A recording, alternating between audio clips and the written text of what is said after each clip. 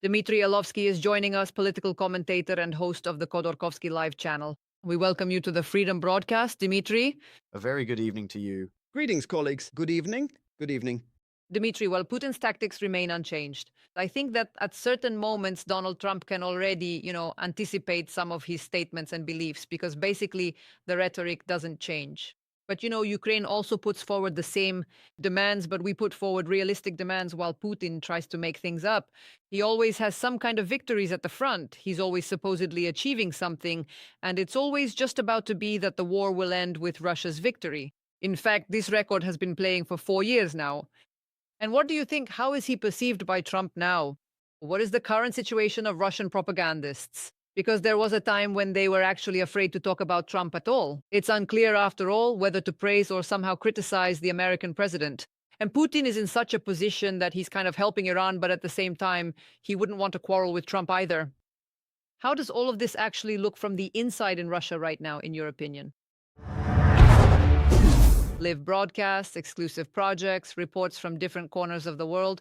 All of this is already available in the Freedom app. No complicated settings, no restrictions.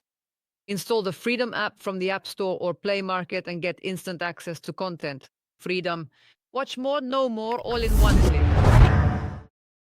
I believe that unfortunately, there isn't a single unified point of view inside. Everything is very fragmented, everything is very unclear. Moreover, even within the highest echelons of power, it seems like there is no understanding of how we relate to America. Who are they? And how do we relate to Iran? And how do we relate to Israel?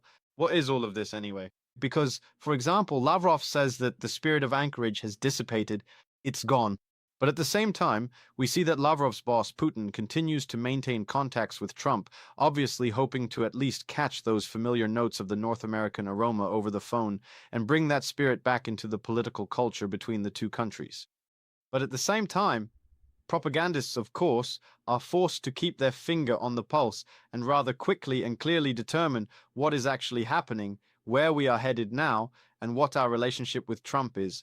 I think that here they are forced to adopt the average temperature in the room as their own personal stance and try to ensure that America does not become an enemy, but at the same time is not too close a friend either. What's interesting in this context is, of course, what is happening with Iran and Israel, and with the American-Israeli campaign that began last week against this Islamic Republic, because here, of course, it would seem natural for Russians to support their strategic rival and take a stand against the United States of America, or at least against Israel. But that's not happening either. After all, Israel hasn't been summoned for a reprimand, nor has the Israeli diplomatic mission in Moscow been reduced. No aid of any kind has been sent to Iran, no humanitarian aid, and certainly not military aid. After all, a strategic cooperation agreement has been signed. That's why I think both Putin and everyone in power in Russia, including the propagandists, have to maintain a very uncomfortable balance, trying not to go too hard against America, but at the same time not rushing to embrace it with open arms either. So that's the rather difficult and confusing life of propagandists and the Russian elite. They maneuver back and forth. But Dmitry, let's talk about something else, Russia is actually actively seeking to expand the war against Ukraine and is showing absolutely no willingness for peace. In fact, the current course of events only confirms such intentions of the Kremlin. This was mentioned in particular by the head of European diplomacy, Kaja Kallas, who emphasized that, despite discussions about the need to enter into negotiations with Moscow, the main thing is to understand the European Union's demands in these negotiations. Kallas believes that discussion is only possible if Moscow truly wants peace, only under such conditions. However, according to Kallas, for now, Russia is only intent on escalating the war. Let's listen to the direct speech. Russia's maximalist demands cannot be met with a minimalist response. It's just common sense. If the size of the Ukrainian army is to be limited, then Russia must also be limited. Where Russia has caused damage to Ukraine, it must pay.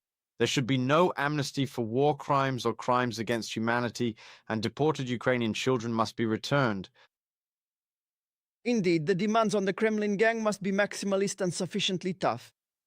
In order for these demands to be such and for them to possibly be perceived that way there, in the Kremlin, it is absolutely necessary to clearly understand what is happening right now, for example, on various fronts, or in what is happening in the Russian economy. And where at this moment can Russians get this information? Well, for example, on your channel or on our channel, which by the way has been operating for 4 years as of today, this very date, we report truthfully, clearly, and precisely about what is happening, including in the economy of the Russian Federation, as well as the situation at the front, and how real the losses are that the Russian occupation army is suffering after launching a war against Ukraine. And what's interesting is that among the top countries watching the Freedom TV channel, Russia is in first place.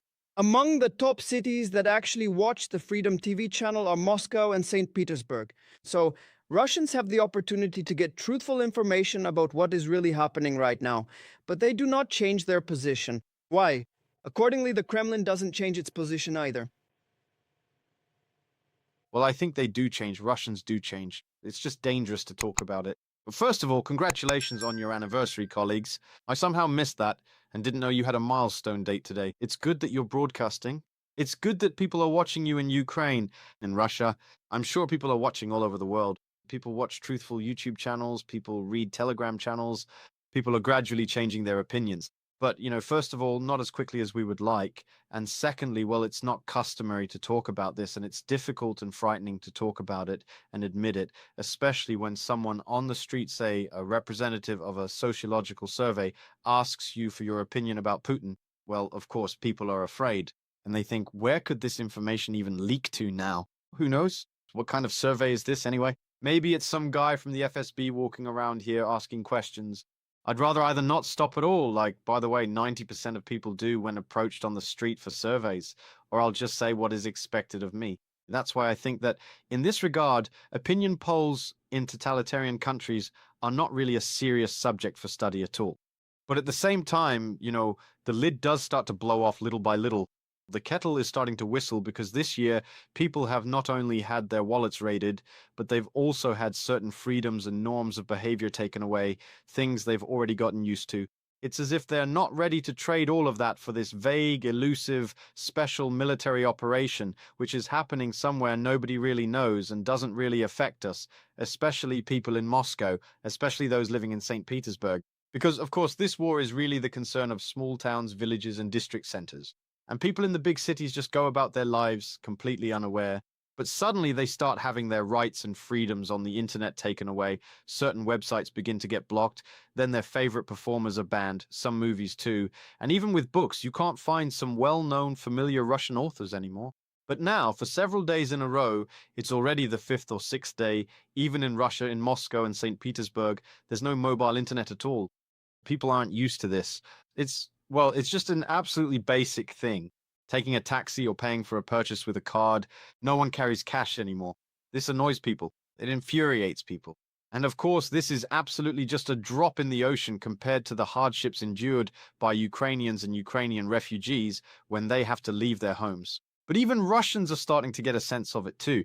And we see both on social media and even among the so-called Zed supporters, a growing sense of confusion, disbelief, and disapproval about what is happening. And above all, they are starting to ask why at such a cost. Even the Z supporters are saying, yes, we wanted to do great things. We wanted to carry out big projects. We wanted to be great. But why can't we just make a phone call now? Or why can't we order a taxi? Or why can't we buy this or that book or download and listen without censorship on a streaming service, which unfortunately no longer exists in Russia, some track by this or that artist? These are the kinds of questions that are concerning people right now.